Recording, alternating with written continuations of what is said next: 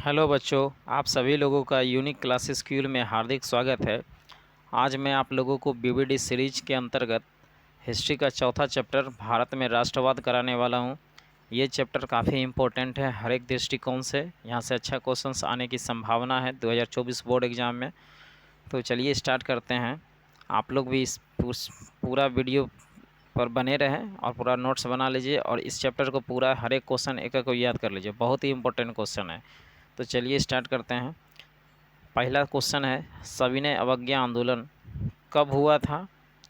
और क्वेश्चन ये है कि में किस आंदोलन से दांडी यात्रा शुरू किया गया था?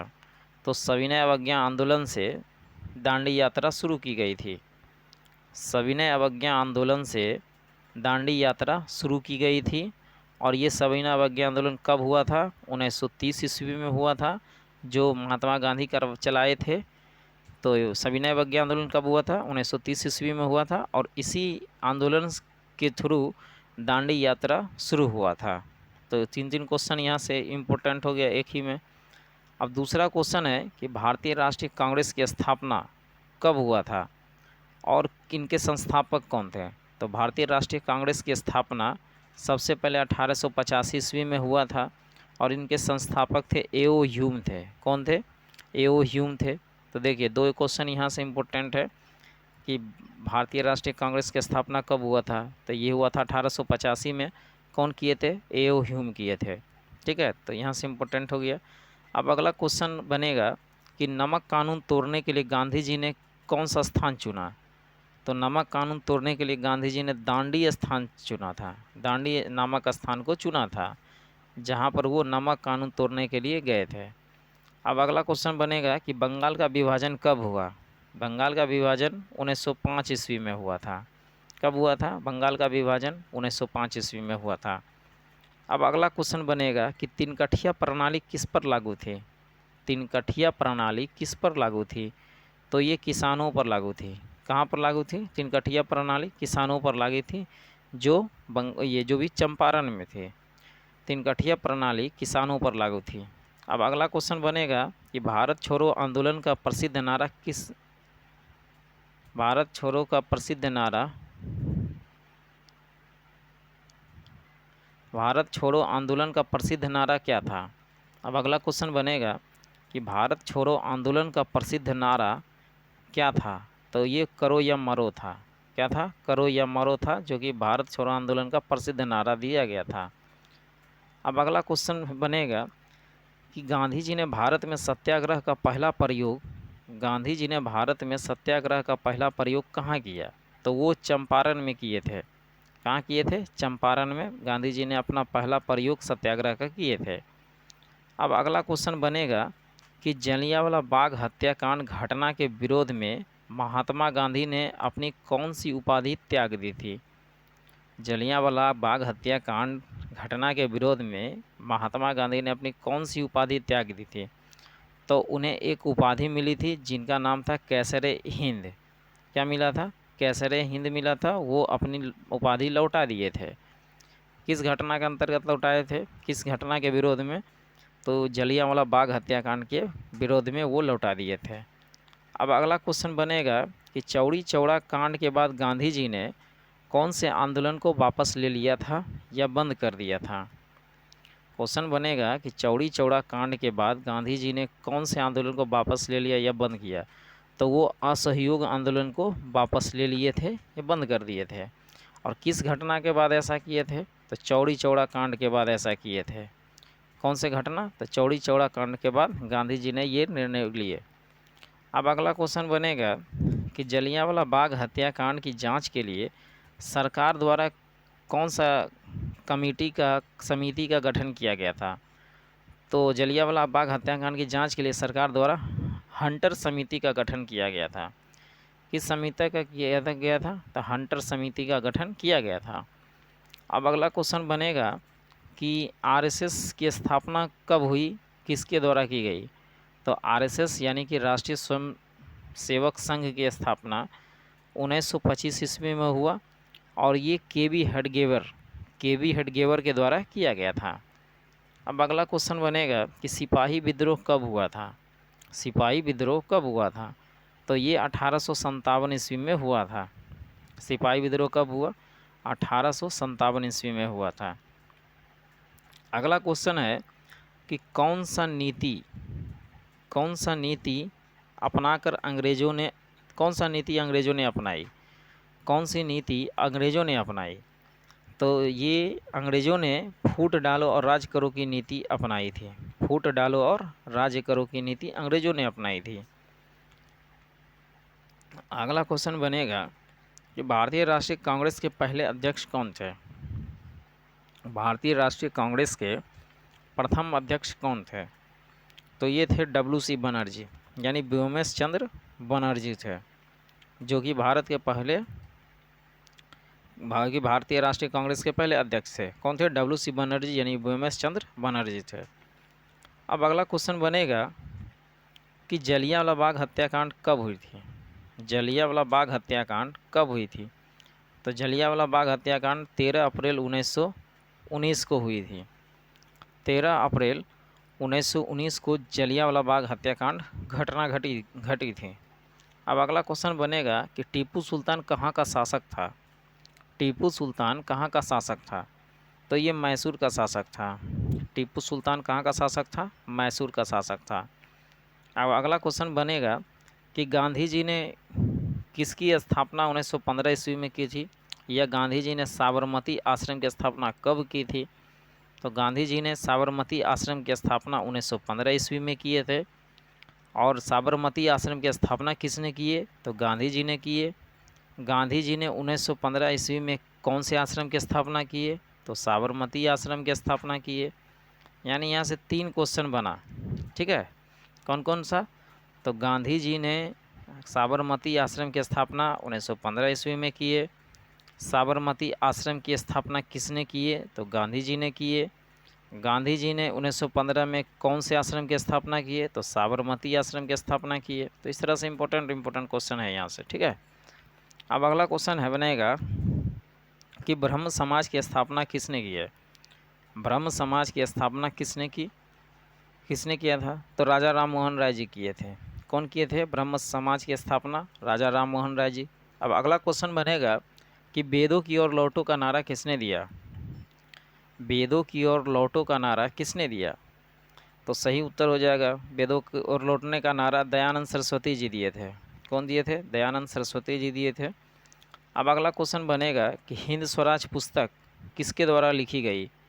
हिंद स्वराज पुस्तक किसके द्वारा लिखी गई थी, तो ये मोहनदास करमचंद गांधी के द्वारा लिखा गया था। किसके द्वारा लिखा गया, मोहनचंद्र करमचंद गांधी के द्वारा। अब अगला क्वेश्चन बनेगा कि वल्लभ भाई पटेल को सरदार की उपाधि किस आंदोलन के दौरान दी गई। वल्लभ भाई पटेल को, यानी सरदार वल्लभ भाई पटेल को सरदार की उपाधि किस आंदोलन के दौरान दी गई, तो सही उत्तर हो जाएगा बारदोली सत्याग्रह, बारदोली किसान आंदोलन के दौरान दी गई। यानी कि वल्लभ भाई पटेल को सरदार की उपाधि बारदोली किसान सत्याग्रह के दौरान दिया गया। और वल्लभ भाई पटेल को बारदोली किसान आंदोलन के दौरान कौन सी उपाधि दी गई, तो सरदार की उपाधि दी गई। सरदार की उपाधि किसे दी गई, तो सरदार वल्लभ भाई पटेल को दिया गया। किसको दिया गया, वल्लभ भाई पटेल को दिया गया। अब अगला क्वेश्चन बनेगा कि पूर्ण स्वराज की मांग का प्रस्ताव कांग्रेस के 1929वें वार्षिक अधिवेशन में पारित हुआ। मतलब कि यहाँ से क्वेश्चन देखिए कहाँ कितना बनेगा। बोला जाएगा कि पूर्ण स्वराज की मांग का प्रस्ताव कांग्रेस के कौन से वार्षिक अधिवेशन में पारित हुआ, तो ये 1929 के अधिवेशन में पारित हुआ। और ये 1929 के अधिवेशन कहाँ हुआ था, तो लाहौर में हुआ था। कहाँ हुआ था, लाहौर में हुआ था। और 1929 के लाहौर अधिवेशन में पूर्ण स्वराज की मांग रखी गई थी। पूर्ण स्वराज की मांग का प्रस्ताव रखा गया था, मांग किया गया था। पूर्ण स्वराज की मांग का प्रस्ताव कांग्रेस के द्वारा इस अधिवेशन में पारित हुआ, ठीक है। तो यहाँ से 22 क्वेश्चन हम कराए। 22 में बहुत तरह दो क्वेश्चन था सब, तो आप लोग भी पूरा बढ़िया से कॉपी में नोट्स बना लीजिए और याद कर लीजिए, ठीक है।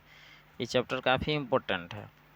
चलिए अब अगला क्वेश्चन बनेगा कि असहयोग आंदोलन का प्रस्ताव कांग्रेस के 1920 यानी कलकत्ता विशेष अधिवेशन में पारित हुआ। हाँ, क्वेश्चन बनेगा कि असहयोग आंदोलन का प्रस्ताव कांग्रेस के किस अधिवेशन में पारित हुआ। तो ये हुआ था कलकत्ता अधिवेशन में, जो कि 1920 में हुआ था। सितंबर 1920 में अधिवेशन हुआ था, जो कि कलकत्ता में हुआ था। कहाँ हुआ था? कलकत्ता में। अब अगला क्वेश्चन बनेगा कि रंपा विद्रोह कब हुआ। रंपा विद्रोह कब हुआ? तो रंपा विद्रोह 1916 ईस्वी में हुआ। कब हुआ? 1916 ईस्वी में हुआ। अब अगला क्वेश्चन बनेगा कि भारतीय कम्युनिस्ट पार्टी की स्थापना किसके द्वारा की गई थी। भारतीय कम्युनिस्ट पार्टी की स्थापना किनके द्वारा की गई थी? तो ये एम.एन. रॉय के द्वारा किए गए थे। भारतीय कम्युनिस्ट पार्टी की स्थापना एम.एन. रॉय के द्वारा किया गया था। अब अगला क्वेश्चन बनेगा कि लखनऊ समझौता कब हुआ। लखनऊ समझौता कब हुआ? तो ये 1916 ईस्वी में हुआ था। कब हुआ था? 1916 ईस्वी में। अगला क्वेश्चन बनेगा कि गदर पार्टी की स्थापना किसने किया और कब किया। तो गदर पार्टी की स्थापना कौन किए थे? तो लाला हरदयाल जी किए थे, और ये किए थे 1913 ईस्वी में। किसने किया था गदर पार्टी की स्थापना?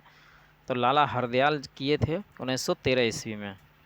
अब अगला क्वेश्चन बनेगा कि भारत में खिलाफत आंदोलन 1920 ईस्वी में तुर्की देश के शासक के समर्थन में शुरू हुआ। यानी कि क्वेश्चन बनेगा कि भारत में खिलाफत आंदोलन कब शुरू हुआ। तो ये 1920 ईस्वी में शुरू हुआ था। किस देश के शासक के समर्थन में शुरू हुआ था? तो ये तुर्की देश के शासकों के समर्थन में शुरू किया गया था, ठीक है।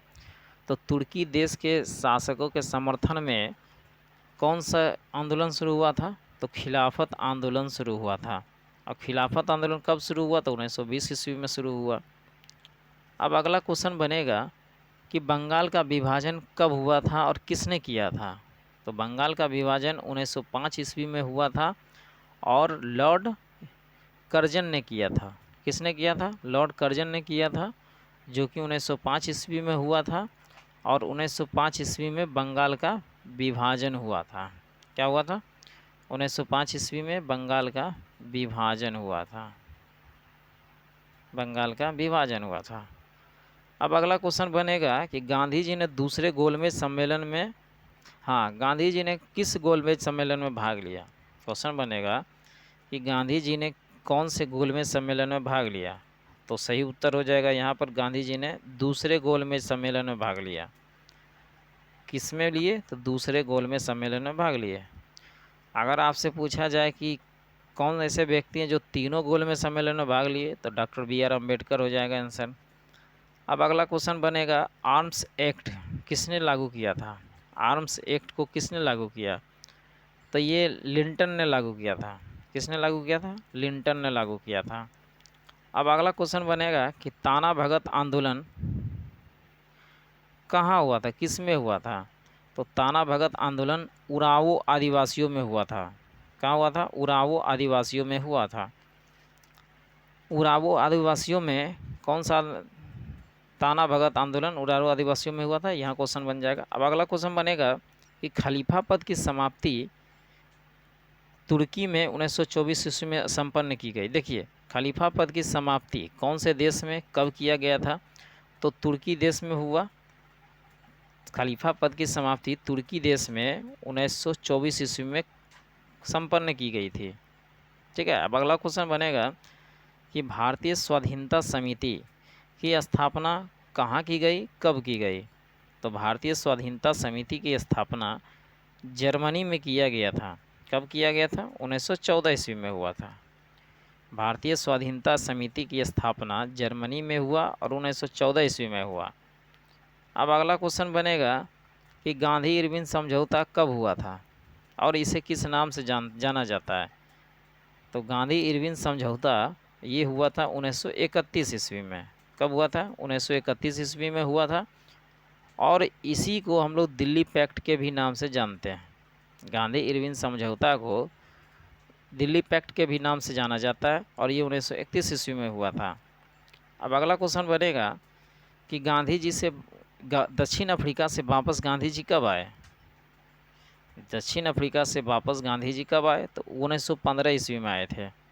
कब आए? 1915 ईस्वी में आए।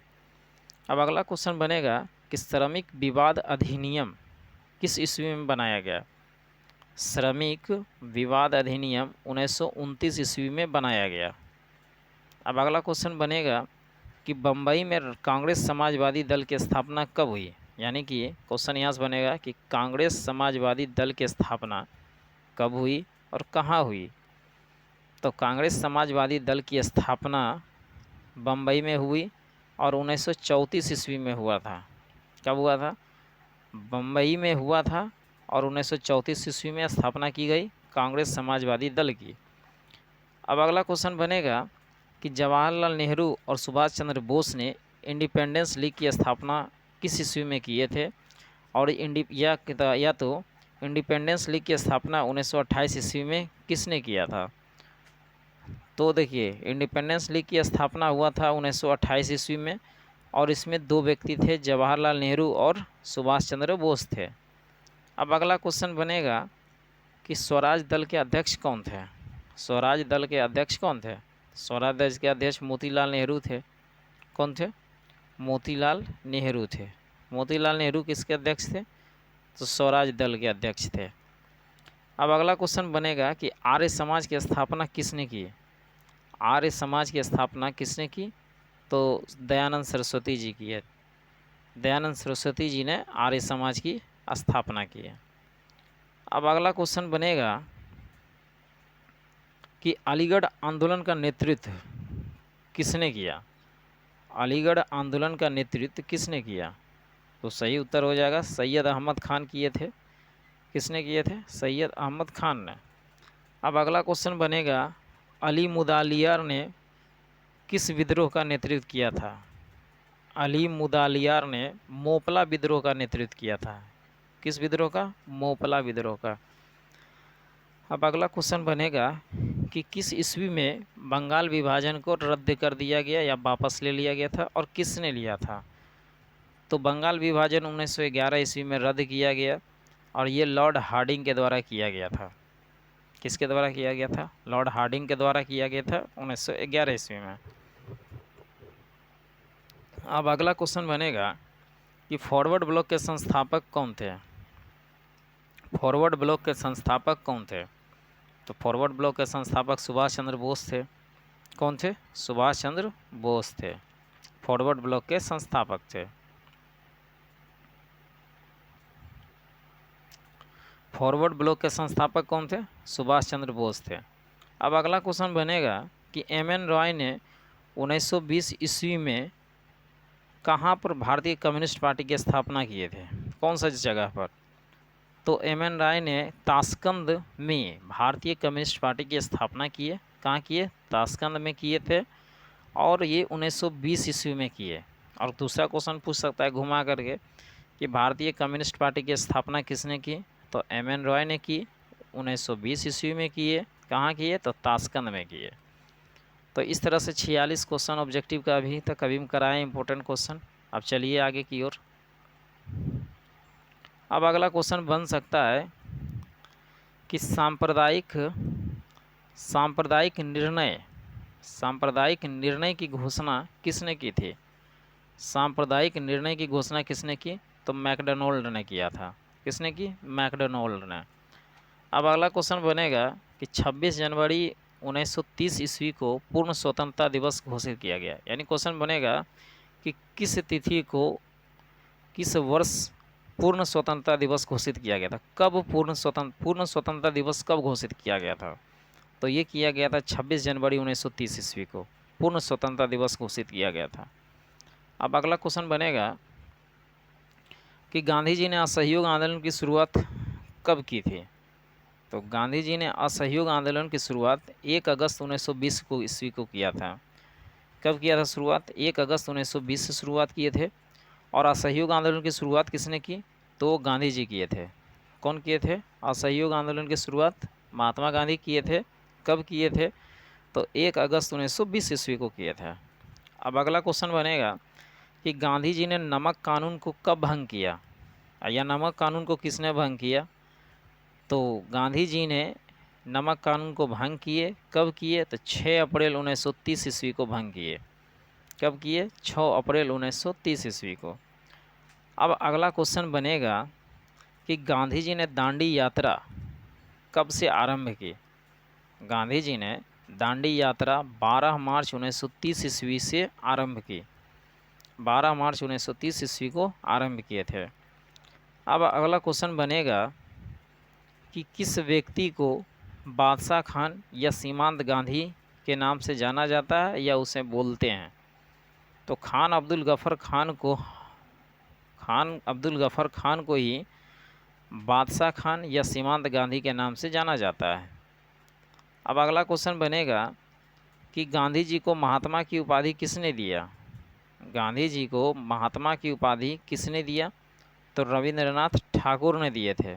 किसने दिए थे? रविंद्रनाथ ठाकुर ने गांधी जी को महात्मा की उपाधि दिए थे। अब अगला क्वेश्चन बनेगा कि गांधी जी ने किस आंदोलन को बंद कर दिया था? किस कांड के बाद?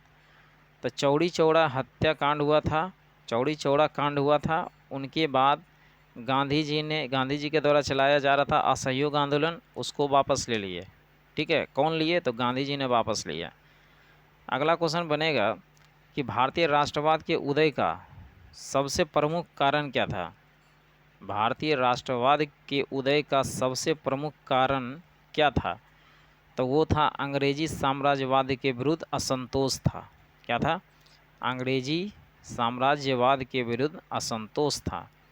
अगला क्वेश्चन बनेगा कि रॉलेट एक्ट क्रांतिकारी गतिविधियों पर अंकुश रॉलेट एक्ट किस लिए पारित किया गया? रॉलेट एक्ट किस लिए पारित किया गया था? तो ये किया गया था क्रांतिकारी गतिविधियों पर अंकुश लगाने के लिए। क्वेश्चन बनेगा कि क्रांतिकारी गतिविधियों पर अंकुश लगाने के लिए कौन सा एक्ट पारित किया गया? सही उत्तर हो जाएगा रॉलेट एक्ट पारित किया गया था। अब अगला क्वेश्चन बनेगा कि पूना समझौता किनके बीच हुआ था? पूना समझौता किनके बीच हुआ था? तो ये हुआ था गांधी जी और बी.आर. अम्बेडकर के बीच में। किनके बीच में हुआ था? गांधी जी और बी.आर. अम्बेडकर के बीच में हुआ था। गांधी जी और अम्बेडकर के बीच में कौन सा समझौता हुआ था? तो पूना समझौता हुआ था। अब अगला क्वेश्चन बनेगा कि गांधी जी को एक उपाधि मिली थी कैसरे हिंद के पदक से किस लिए विभूषित किया गया था? गांधी जी को कैसरे हिंद की उपाधि किस लिए मिला था? तो वो इसलिए मिला था क्योंकि वह प्रथम विश्व युद्ध के समय अंग्रेजी राज को समर्थन दिए थे और सहायता देने के लिए दिया गया था। सहायता देने के लिए दिया गया था। गांधी जी को कैसरे हिंद के पदक से इसलिए विभूषित किया गया क्योंकि वह प्रथम विश्व युद्ध में अंग्रेजी राज को समर्थन और सहायता देने के लिए दिया गया था। तो इस तरह से हम लोग हिस्ट्री का चौथा चैप्टर यानी भारत में राष्ट्रवाद का चैप्टर ख़त्म कर लिए। आई होप आप लोग को ये वीडियो काफ़ी अच्छा लगा होगा। वीडियो काफ़ी लंबा हो गया मगर इसमें क्वेश्चन भी ज़्यादा था, काफ़ी इम्पोर्टेंट है। तो आप लोग इसका एक ही आप लोगों से रिक्वेस्ट है, आप लोग इसका पूरा प्रॉपर नोट्स बनाइए और एक तरफ से याद करना स्टार्ट कीजिए ताकि आने वाले 2024 के बोर्ड एग्ज़ाम में आपको अच्छा नंबर आ सके। आप लोग जो भी नए हो इस चैनल को ज़रूर सब्सक्राइब करें, यूनिक क्लासेस क्यूल, और आने वाले वीडियो का बेसब्री से इंतज़ार अगर करना चाहते हैं